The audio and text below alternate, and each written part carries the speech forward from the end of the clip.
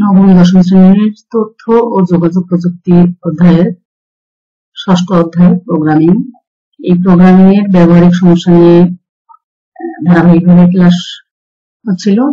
তো আজকে ধারাবাহিকতার ক্লাস হিসেবে থাকছে ব্যবহারিক সমস্যা 5, অর্থাৎ 1 থেকে 4 পর্যন্ত বিগত দিনে আমি আপলোড দিয়েছি। আজকে ধারাবাহিকভাবে থাকছে ব্যবহারিক সমস্যা 5 নিয়ে। কোন বর্ষ অধিবর্ষ কিনা তা নির্ণয় করার জন্য একটা প্রোগ্রাম লেখো। এটা হচ্ছে আমার অধিবর্ষ কিনা সেটা জানার জন্য। তাহলে সমাধান হবে কিভাবে? কোন বর্ষ লিপ ইয়ার কিনা তা জানতে হলে বর্ষ সংখ্যাটিকে 400 দিয়ে ভাগ হয়। ভাগশেষ 0 হলে তা লিপ ইয়ার, অন্যথায় বর্ষ সংখ্যাকে 100 দিয়ে ভাগ করতে হয়।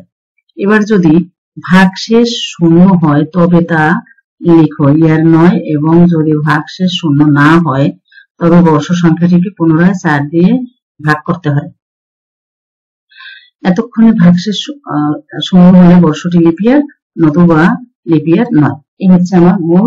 তাহলে আমার এই হচ্ছে কারেক্ট কোড। এই অনুযায়ী আমি কোড ইনপুট করব। ইয়ার ইন্ট ইনপুট।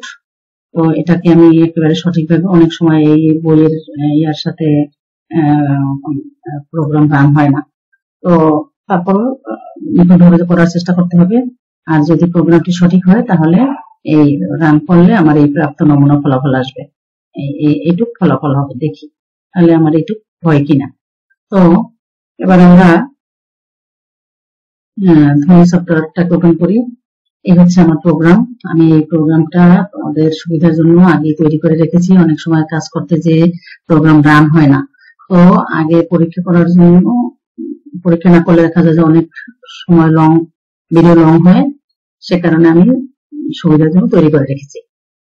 তোমরা এভাবে পজ করে করে ঠিক এইভাবে লিখে তারপর রান করার চেষ্টা করো, অবশ্যই রান হবে। আমারটা যেহেতু রান হয়েছে, তো এই যে year int input, enter the year, 4 ডিজিটের যেহেতু year, to check if year, এই যে এত পার্সেন্ট 400 দিয়ে ভাগ অথবা 100 দিয়া ইয়ার।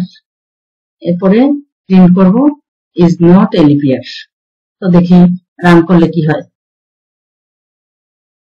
আমি রান করলাম, এখন আসছে কি এন্টার দ্য ইয়ার। আমি যদি প্রোগ্রাম সঠিক হয় তাহলে এভাবে আসবে, না হয় এরর আসতো।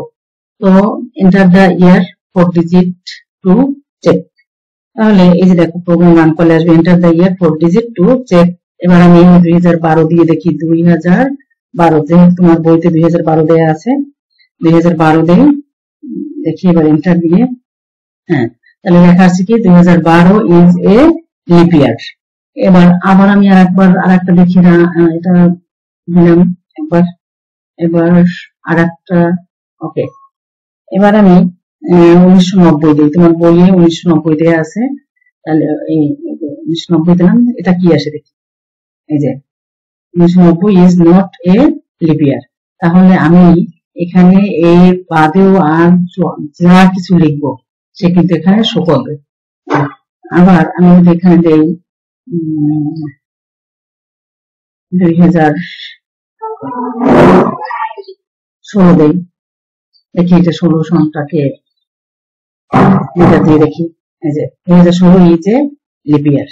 এবার 2017 দেই, 2017 ইজ নট এ লিপ ইয়ার। তাহলে এভাবে আমরা প্রোগ্রাম করে যদি সঠিক হয় তাহলে প্রোগ্রাম রান হয়।